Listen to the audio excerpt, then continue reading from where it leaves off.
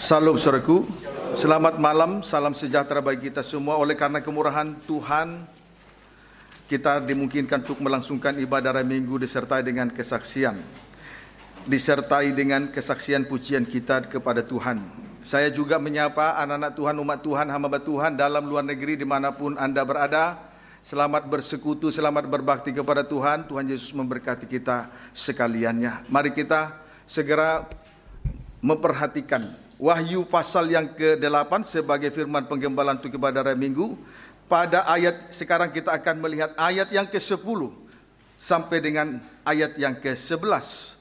Silakan. Keempat sangkakala yang pertama. Ya. Demikian firman Tuhan. Ya. Lalu malaikat yang ketiga meniup sangkakala. Ya. Dan jatuhlah dari langit sebuah bintang besar. Ya. Menyala-nyala seperti obor. Ya. Dan ia menimpa sepertiga dari sungai-sungai dan mata-mata air. Terus. Nama bintang itu ialah Absintus. Nama bintang itu ialah Absintus. Terus. Dan sepertiga dari semua air menjadi Aspintus. Absintus terus. Dan banyak orang mati karena air itu. Iya. Sebab sudah menjadi pahit. Puji Tuhan. Hukuman sangkakala yang ketiga. Jatuhlah atau gugurlah dari langit sebuah bintang besar menyala-nyala seperti obor. Hukuman sangkakala yang ketiga. Jatuhlah, hukuman sangkakala yang ketiga, jatuhlah atau gugurlah dari langit sebuah bintang besar menyala-nyala seperti obor. Kita lihat dulu persamaan dari bintang besar menyala-nyala seperti obor di dalam Daniel pasal 12 ayat yang ketiga. Akhir zaman. Ya. Demikian firman Tuhan. Ya. Dan orang-orang bijaksana. Orang-orang bijaksana terus akan bercahaya seperti cahaya cakrawala. Iya. Dan yang telah menuntun banyak orang kepada kebenaran. Iya. Seperti bintang-bintang. Puji Tuhan. Selama-lamanya. Bintang-bintang yang bercahaya di cakrawala itu menunjuk kepada orang-orang bijaksana. Tugas mereka adalah menuntun banyak orang kepada kebenaran. Puji Tuhan. Kita lihat kebenarannya di dalam Wahyu 1 ayat 20. Jadi tugas mereka adalah untuk menuntun banyak orang kepada kebenaran. Jadi bintang-bintang yang bercahaya di cakrawala itu menunjuk kepada orang-orang yang bijaksana. Tugas mereka menuntun banyak orang kepada kebenaran. Lihat kebenarannya di dalam Wahyu pasal 1 ayat 20.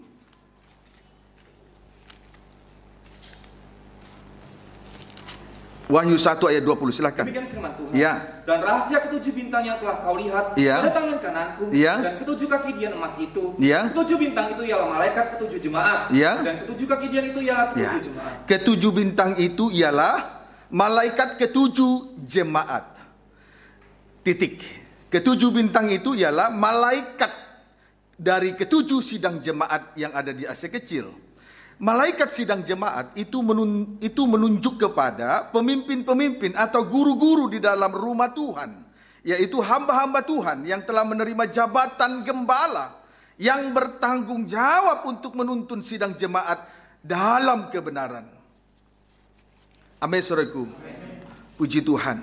Lalu kita kembali lagi membaca Daniel 12 ayat 3.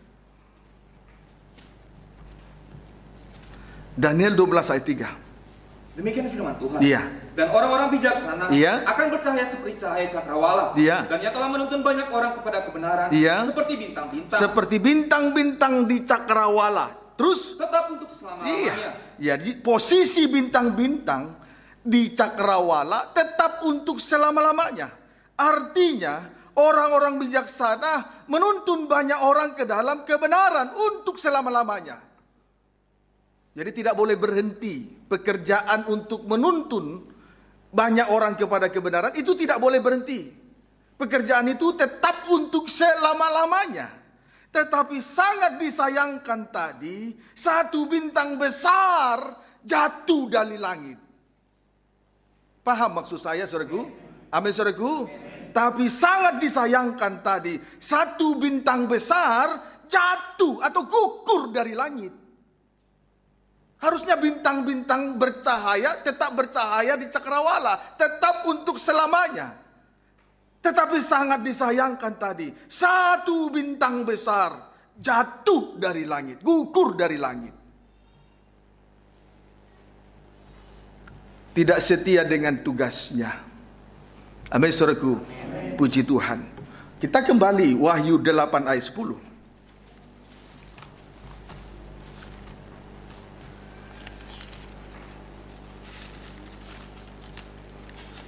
Wahyu 8 ayat 10. Demikian firman Tuhan. Iya. Lalu malaikat yang ketiga meniup sangkakalanya, Iya. dan jatuhlah dari langit sebuah bintang besar, Iya. menyala-nyala seperti obor, Iya. dan ia menimpa sepertiga dari sungai-sungai Iya. dan mata-mata air. Puji Tuhan. Bintang besar yang jatuh itu, di sini kita melihat menimpa sepertiga dari sungai-sungai dan mata-mata air.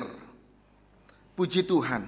Kemudian nama bintang yang jatuh itu ialah Absintus.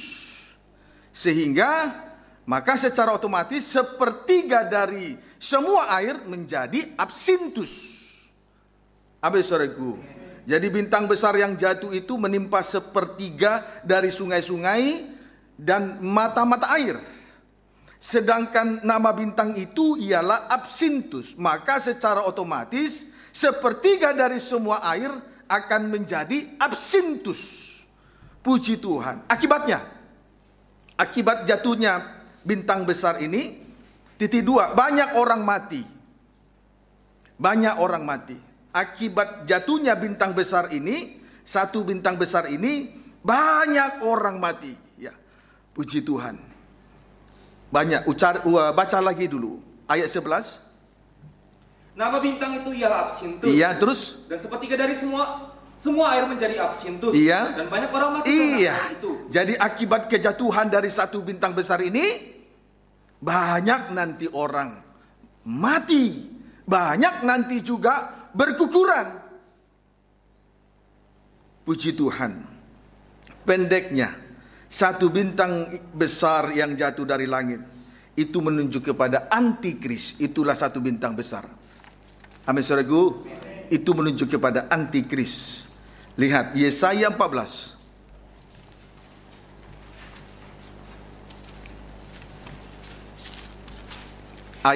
Yesaya 14 ayat 12 sampai 15.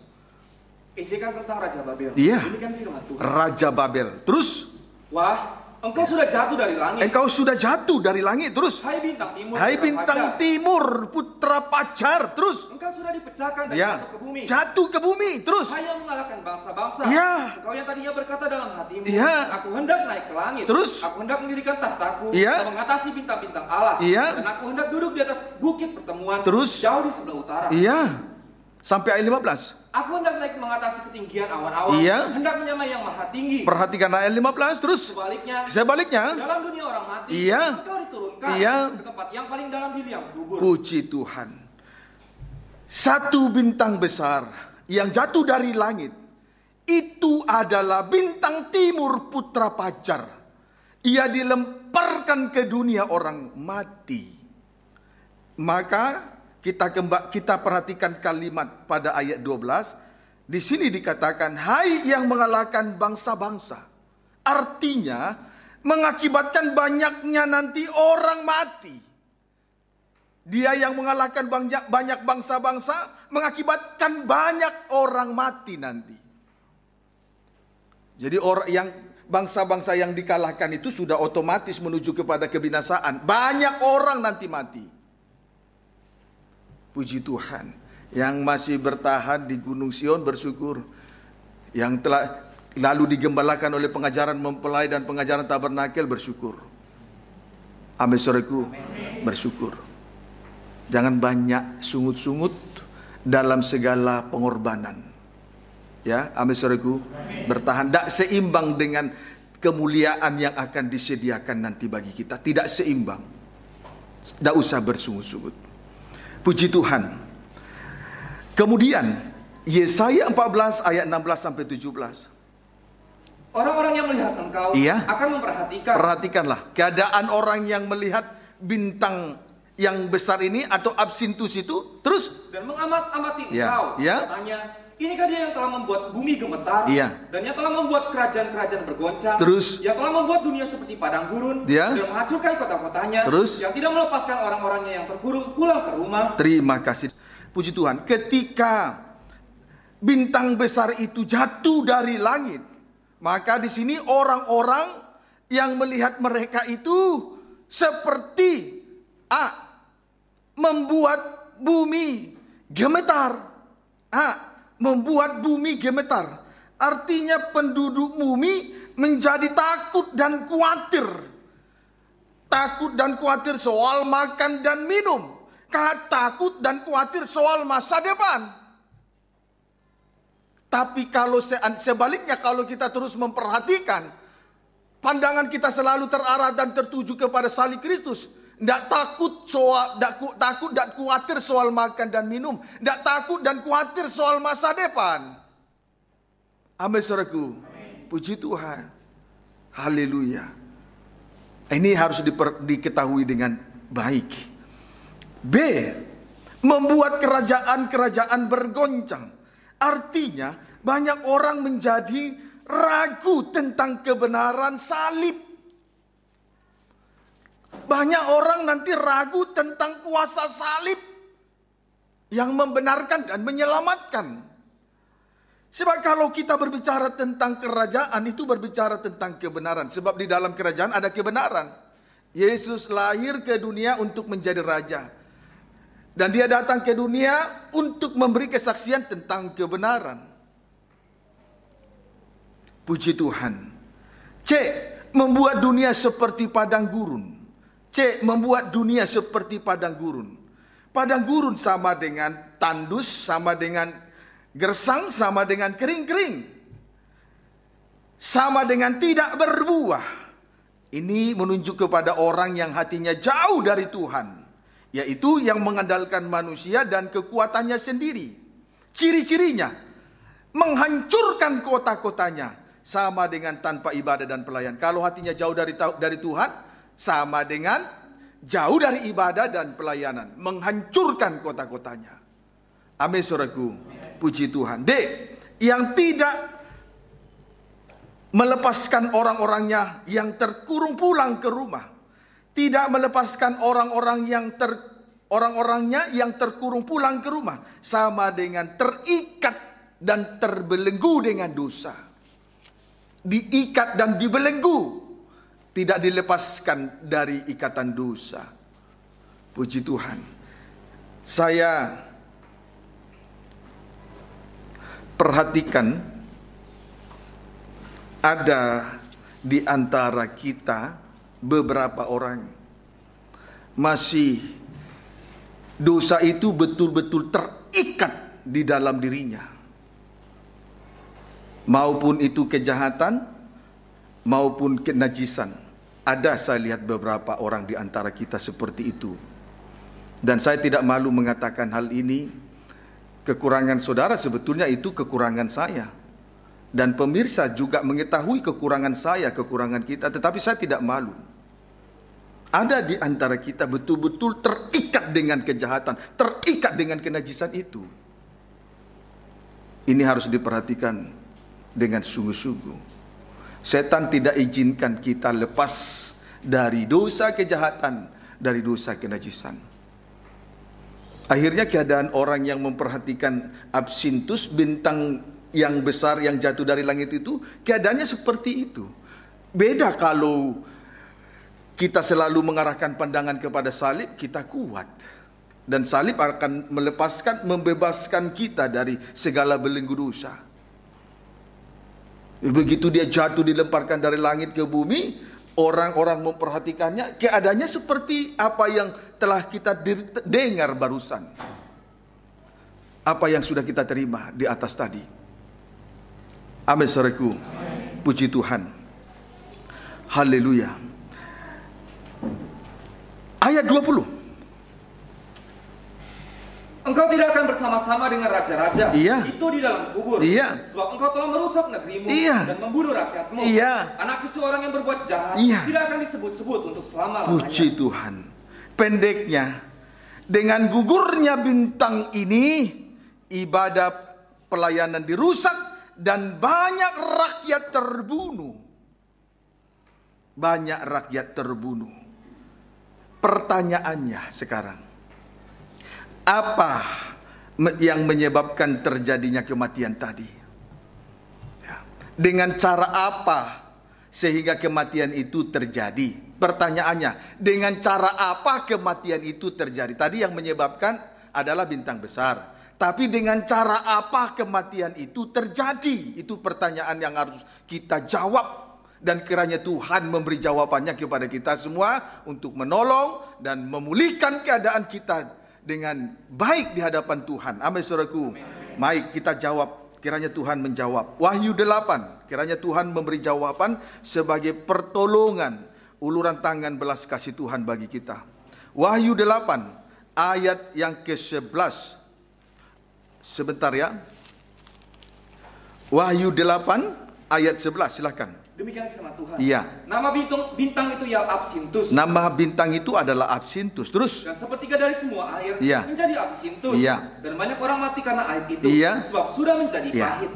Tadi sepertiga dari air menjadi Absintus. Dan banyak orang mati karena air itu sudah menjadi pahit. Ya. Air itu sudah menjadi pahit.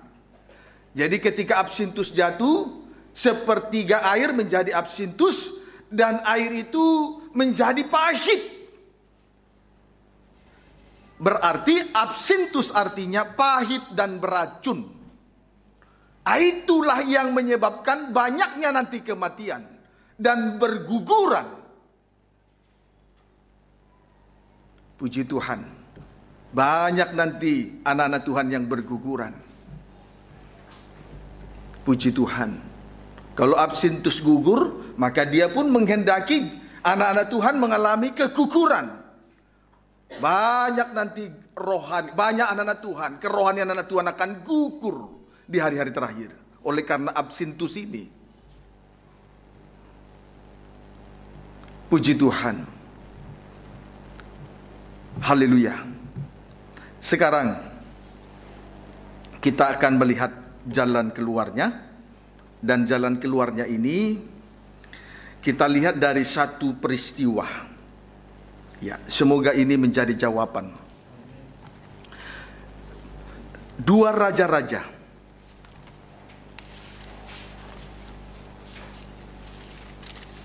Dua ayat 19.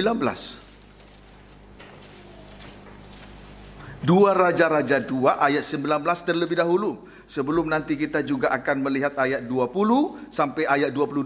Namun diawali dulu ayat 19 terlebih dahulu. Silakan. Elisa menyehatkan air Ya, di Yeriko. Elisa menyehatkan air. Puji Tuhan. Tadi air jadi pahit. Itu yang menyebabkan terjadinya kematian. Amin, saudaraku. Amin. Puji Tuhan. Haleluya. Baik. Jangan ada yang menyeludup ya. Pengkhianat-pengkhianat tidak boleh menyeludup ya. Amin, saudaraku. Puji Tuhan. Supaya ada pemeteraian. 2 Raja-Raja 2 ayat 19, baca. Demikian firman Tuhan. Ya. Berkatalah penduduk kota itu kepada Elisa. Ya. Cobalah lihat. Terus? Letaknya kota ini baik. Ya. Seperti Tuanku lihat. Kota Yeriko, letaknya kota Yeriko itu baik. Seperti sedia kala. Seperti apa yang dilihat oleh Nabi Elia. Terus? Tapi airnya tidak baik. Sayang, airnya tidak baik, tidak sehat. Terus? Dan di negeri ini sering ada keguguran. Sehingga menimbulkan keguguran. Puji Tuhan. Saudaraku, letak kota Yeriko itu baik. Puji Tuhan. Haleluya. Tetapi sayang dan sangat disayangkan. Airnya tidak baik dan tidak sehat. Boleh dikata airnya itu pahit dan beracun, bagaikan ipuh. Puji Tuhan. Sehingga menimbulkan kematian dan keguguran. Jadi sebelum seorang ibu melahirkan sudah terlebih dahulu mengalami keguguran. Puji Tuhan. Haleluya. Inilah sel-sel yang gagal. Jadi bayi yang dikandung itu gugur, itu sel-sel yang gagal. Puji Tuhan. Kalau dia sehat, bertumbuhnya juga sehat. Menjadi anggota tubuh, menjadi sel-sel tubuh di dalam Tuhan. Puji Tuhan. Kiranya dapat dipahami dengan baik. Yeriko adalah gambaran dari dunia ini. Yeriko adalah gambaran dari dunia ini. Artinya, kalau kehidupan kita ini bergantung kepada sumbernya dunia ini, akan menimbulkan kematian dan keguguran. Sekalipun terlihat indah dan menarik. Tapi kalau sumbernya itu dari dunia ini, akan menimbulkan kematian dan keguguran. Amin, saudaraku. Sumbernya mata air sesungguhnya adalah lidah kita. Yaitu kata-kata yang keluar dari mulut. Kata-kata yang baik yang keluar dari mulut. Puji Tuhan. Sesuai dengan Yakobus pasal 3 ayat 8.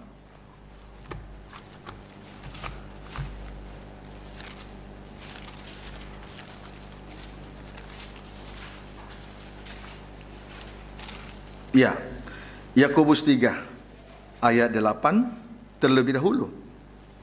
Dosa karena lidah, Ya. demikian firman Tuhan. Ya. Tetapi tidak seorang pun yang berkuasa Ya. menjinakkan lidah. Tidak seorang pun yang berkuasa menjinakkan lidah. Terus, Ia adalah sesuatu yang buas, sesuatu yang buas. Terus, yang tak terkuasai, Iya. dan penuh racun yang ya. mematikan. Iya. Lidah adalah racun yang mematikan dan menggugurkan apabila lidah telah dikuasai oleh absintus. Amin, saudaraku. Kalau lidah itu telah dikuasai oleh absintus, kalau perkataan-perkataan yang keluar dari hamba Tuhan itu sudah pahit, menimbulkan kematian dan keguguran rohani. Puji Tuhan. 9 dan 10. Dengan lidah kita memuji Tuhan, Dengan lidah memuji Tuhan. Bapa kita, Ya. dan dengan lidah kita mengutuk Ya. manusia, Mengutuk. Terus, yang diciptakan menurut rupa Allah. 9 ayat 10. Dari mulut yang satu keluar berkat, dan Mulut kutuk. satu keluar berkat dan kutuk. Terus, Hal ini, saudara-saudaraku, tidak boleh demikian terjadi. perhatikan. Dengan lidah memuji Tuhan. Kemudian dengan lidah yang sama juga mengutuki manusia, ciptaan Tuhan. Pendeknya, dari lidah keluar berkat dan kutuk. Sebetulnya itu tidak boleh terjadi. Apalagi dari mulut lidah seorang hamba Tuhan. Sebagai bintang yang ada di tangan kanan Tuhan tadi. Bintang di tangan kanan, ketujuh bintang di tangan kanan itu ketujuh sidang jemaat. Itulah gembala sidang. Itulah pemimpin-pemimpin guru-guru di rumah Tuhan. Yaitu hamba Tuhan yang sudah menerima jabatan gembala. Di dalam mulutnya tidak boleh seperti itu. Tidak boleh ada kutuk dan berkat. Di lidah seorang hamba Tuhan tidak boleh ada absintus. Absintus itu nanti yang akan menimbulkan kematian sampai mengalami keguguran. Seorang ibu akan mengalami keguguran. Ibu itu di situ tugas ibu adalah mengasuh dan merawat. Itu menunjuk ibu di sini menunjuk kepada seorang gembala. Maka seorang gembala, seorang hamba Tuhan sudah menerima jabatan gembala di dalam rumah Tuhan. Di dalam lidahnya itu tidak boleh ada absintus.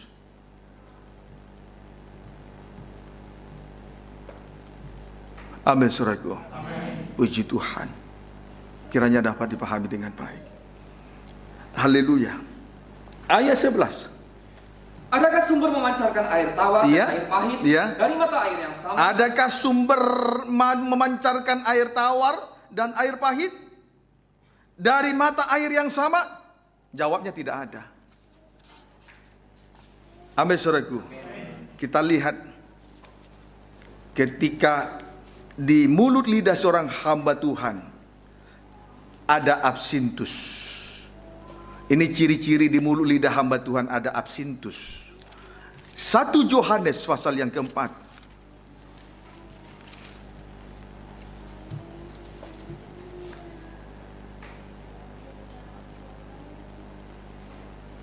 Ayat 1 sampai ayat 3.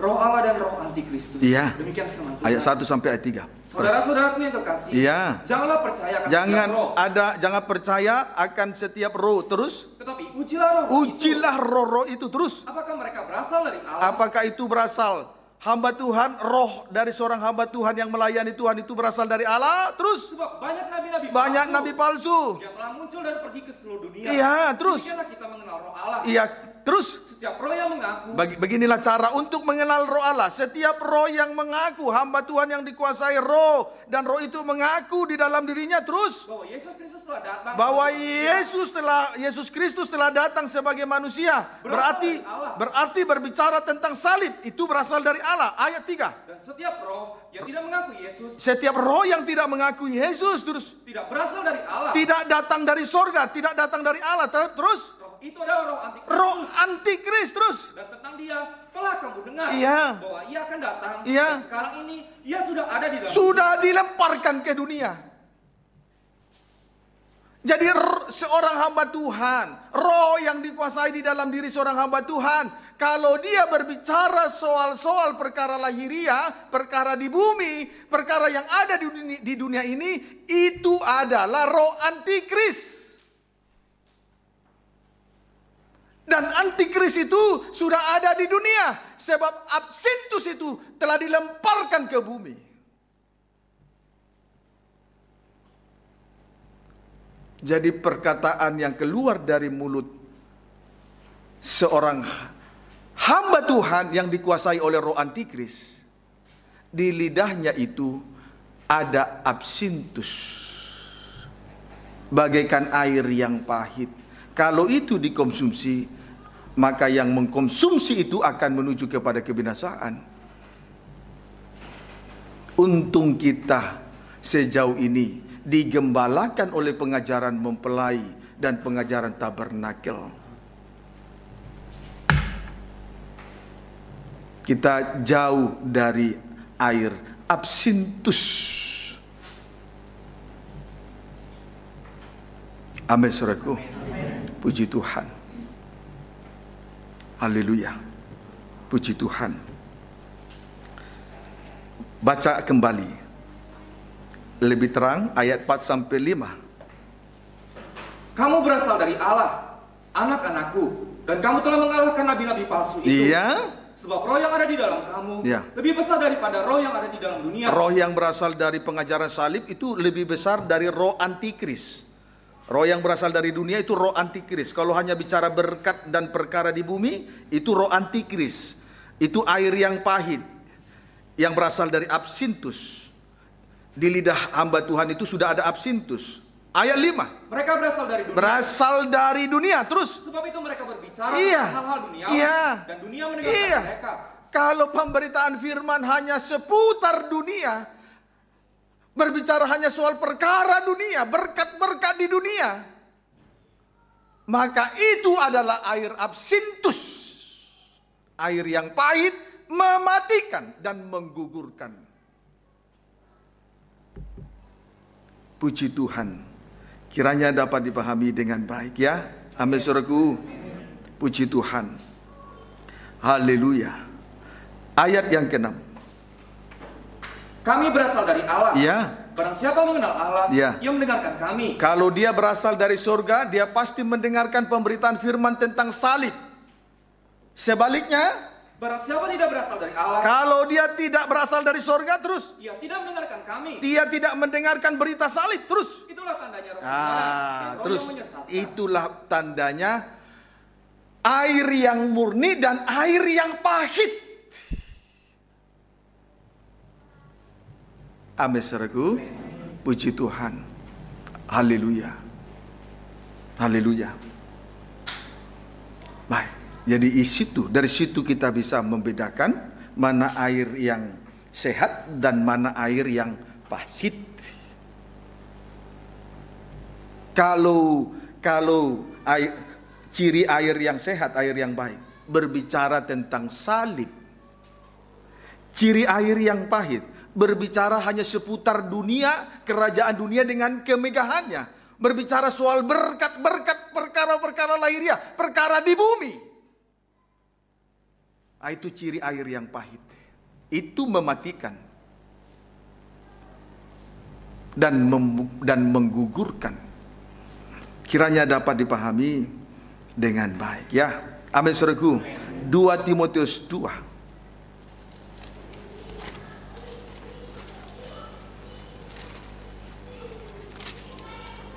2 Timotius 2 ayat 14 terlebih dahulu. Nasihat dalam menghadapi pengajarannya sesat. Iya.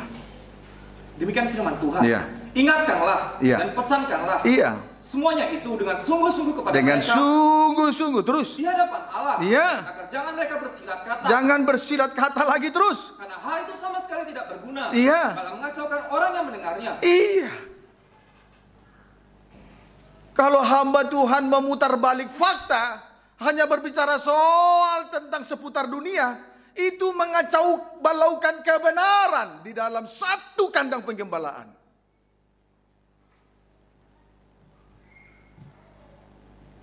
Kebenaran dikacau balau kalau hamba Tuhan itu bersilat lidah.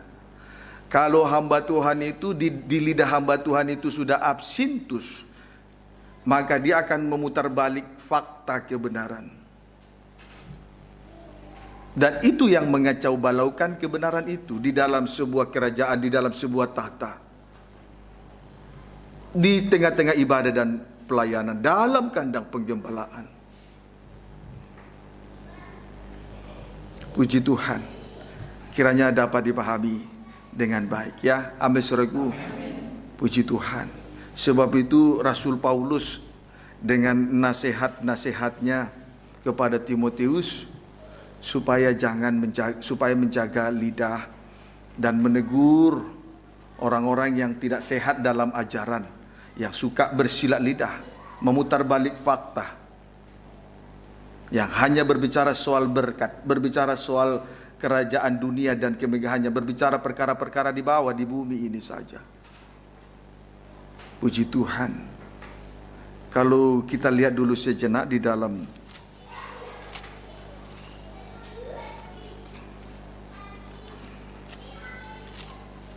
Satu Timotius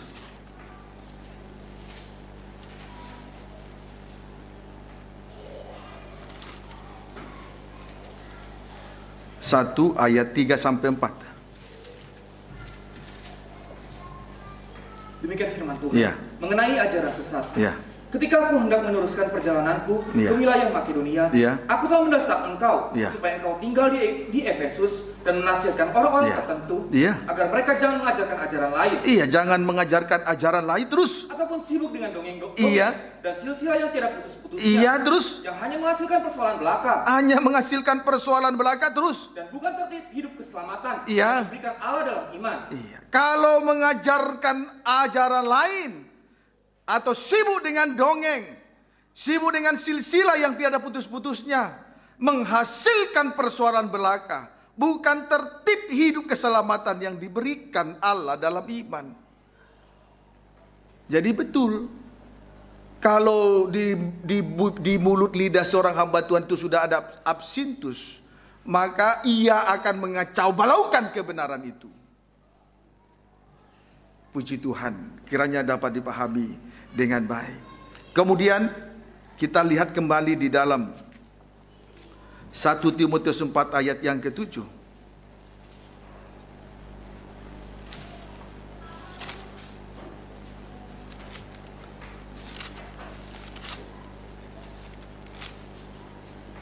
Ya, silakan. Tugas Timotius dalam menghadapi pengajar sesat. Iya. Tetapi jauhilah tahayul Iya. dan dongeng nenek-nenek tua. Iya. Terus? Latihlah dirimu beribadah. Iya. Puji Tuhan. Jauhilah tahayul, dongeng nenek tua, latihlah dirimu beribadah. 2 Timotius 4 ayat 3 sampai 4. Demikian firman Tuhan. Ya. Karena akan datang waktunya, Iya. orang tidak dapat lagi menerima ajaran sehat. Tidak lagi menerima ajaran sehat, air yang sehat. Terus Tetapi mereka akan mengumpulkan guru-guru. menurut kehendaknya. Iya. Untuk memuaskan keinginan telinganya. Terus mereka akan memalingkan telinganya Iya. dari kebenaran. Iya. Dan membukanya bagi dongeng. Iya, terus Tetapi kuasailah dirimu Iya. dalam segala hal. Iya. Sabarlah menderita. sabarlah menderita. Lakukanlah pekerjaan pemberita Injil. Iya. Dan tunaikanlah tugas pelayananmu. Puji Tuhan. Haleluya. Orang yang melatih diri beribadah, menguasai diri dalam segala sesuatu. Amin saudaraku. Menguasai diri dalam segala sesuatu. Sabar menderita. Kemudian sabar melakukan pekerjaan pemberitaan Injil. Puji Tuhan. Kiranya dapat dipahami dengan baik. 2 Raja-Raja 2. Kita kembali memperhatikan 2 Raja-Raja 2 ayat 20 sampai 21.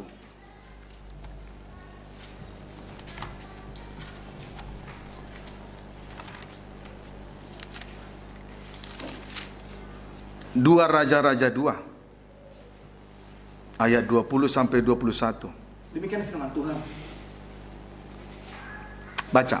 Jawabnya, ambillah sebuah pinggan baru. Iya, ambillah sebuah pinggan baru bagiku. Boleh baca ayat 19 dulu? Berkatalah penduduk kota itu kepada Elisa. Iya. Cobalah lihat. Iya.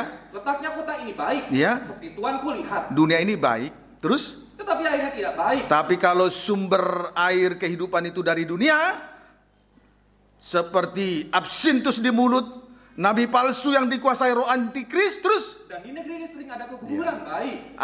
Seorang ibu akan mengalami keguguran. Ayat 20. Jawabnya, iya. Ambillah sebuah pinggan baru. Ambillah sebuah pinggan baru, terus dan taruhlah garam ke dalamnya. Iya. Maka mereka membawa pinggan itu kepadanya. Terus kemudian pergilah air iya. ke mata air. Pergilah ia ke mata air, terus dan melemparkan garam itu ke dalamnya serta berkata, iya. Beginilah firman Tuhan. Iya. Telah kusehatkan air ini. Iya. Maka tidak akan terjadi lagi olehnya terus kematian atau keguguran bayi. Terus demikianlah air itu menjadi sehat sampai hari ini sesuai dengan firman yang telah disampaikan Elisa. Terima kasih. Di sini kita melihat Elisa meminta pinggan berisi garam. Ya. Elisa meminta pinggan berisi garam. Lalu garam itu dilemparkan ke mata air tersebut. Sehingga sumber mata air itu menjadi sehat. Dan tidak ada lagi seorang ibu mengalami keguguran. Puji Tuhan. Garam itu menunjuk kepada firman Allah. Garam itu menunjuk kepada firman Allah. Maka hamba Tuhan sebagai sumber mata air yang baik, di lidahnya ada firman Allah. Menggarami untuk berkuasa menolak segala perkara yang busuk. Kalau digarami, menolak segala perkara yang busuk. Tidak ada lagi dosa yang disembunyikan. Amin, saudaraku. Puji Tuhan. Jadi hamba Tuhan sebagai sumber mata air yang baik di lidahnya, ada firman Allah. Berkuasa untuk menolak segala perkara yang busuk. Puji Tuhan. Dosa yang disembunyikan itu perkara yang busuk. Tapi kalau di lidah seorang hamba Tuhan sebagai sumber mata air itu ada garam, akan menolak segala perkara busuk. Amin, saudaraku. Pendeknya kehidupan dengan firman Allah untuk diawetkan menjadi suatu kehidupan yang tidak binasa. Amin, saudaraku. Pendeknya kehidupan dan dengan firman Allah untuk diawetkan menjadi suatu kehidupan yang tidak binasa. Puji Tuhan. Doakan terus supaya kita boleh menikmati firman Allah. Di mulut lidah saya sebagai gembala sidang ada firman Allah. Menggarami untuk menolak segala perkara busuk. Sehingga kehidupan dengan firman Allah itu diawetkan tidak binasa lagi. Puji Tuhan. Kiranya dapat dipahami dengan baik. Mazmur 141. Sesuai dengan pengakuan Daud di hadapan Tuhan. Mazmur 141.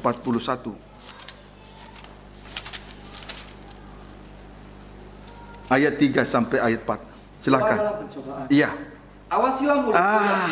Awasilah mulutku ya Tuhan. Terus. Berjagalah pada pintu bibirku. Berarti di lidahnya selalu ada firman. Terus. Jangan condongkan hatiku kepada yang jahat. Iya. Terus. Untuk melakukan perbuatan-perbuatan yang fasik. Iya. Sama-sama dengan orang-orang yang melakukan. Iya. Terus. Dan jangan aku mengecap sedap-sedapan. Iya. Kalau di mulut lidah seorang hamba Tuhan sebagai sumber mata air ada firman Allah, maka jauh dari segala perkara busuk. Tuhan jauhkan hati kita dari segala kebusukan, Tuhan jauhkan dari hati yang tidak baik, tidak benar, yang tidak sehat. Maka sidang jemaat juga tidak salah doakan saya sebagai hamba Tuhan yang sudah menerima jabatan gembala. Supaya di mulut lidah bibir saya ini ada firman untuk menggarami kita semua. Itu juga doa saya. Tuhan, biarlah di lidah mulut bibir saya ini ada firman Allah. Tuhan taruh terus firman Allah sebagai sumber mata air hidup untuk menyehatkan hidup rohani kita semua, sehingga terlihat nanti pertumbuhan rohani yang sehat. Pertumbuhan rohani yang sehat ini akan mendewasakan kita, sebab arahnya kepada Kristus sebagai kepala. Kalau ibadah pelayanan ini mengarah kepada Kristus sebagai kepala, otomatis anggota tubuh yang berbeda akan menjadi satu. Itu yang disebut tubuh Kristus yang sempurna.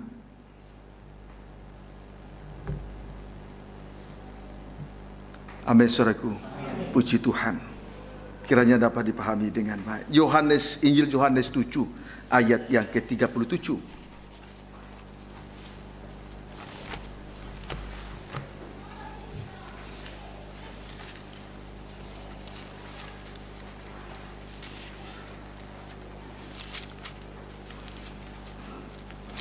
Baca.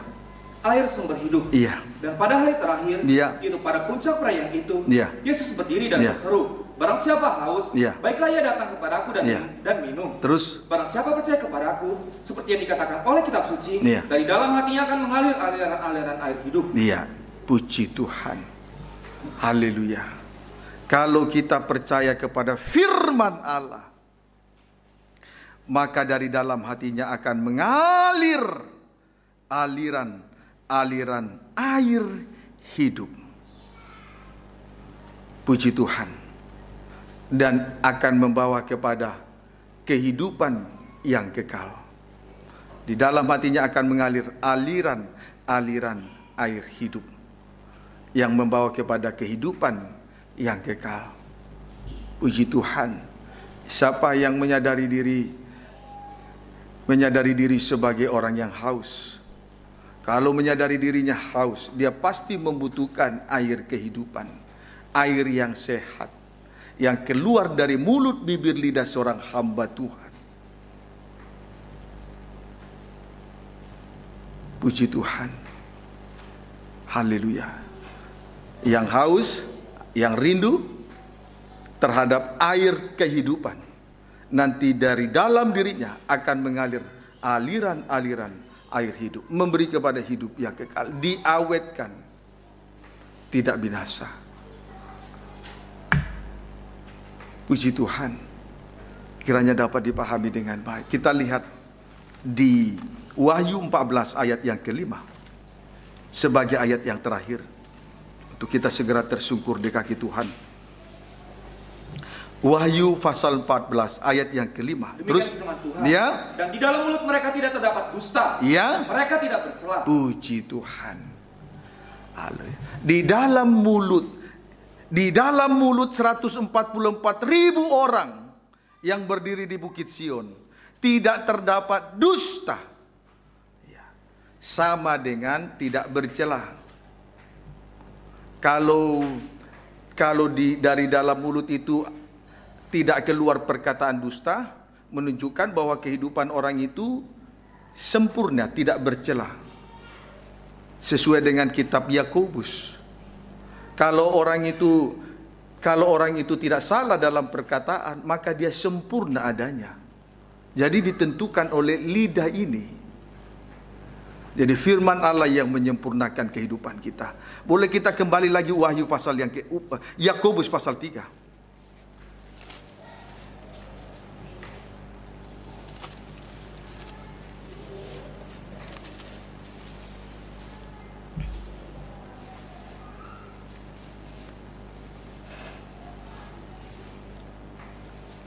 Yakobus 3 ayat 2. Demikian firman Tuhan.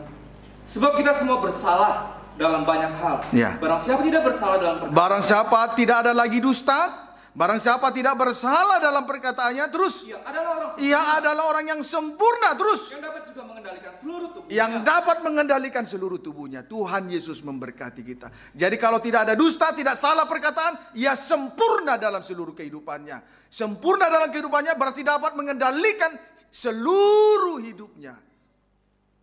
Puji Tuhan. Tuhan Yesus memberkati kita semua. Kita merindukan air yang sehat, air yang murni. Puji Tuhan.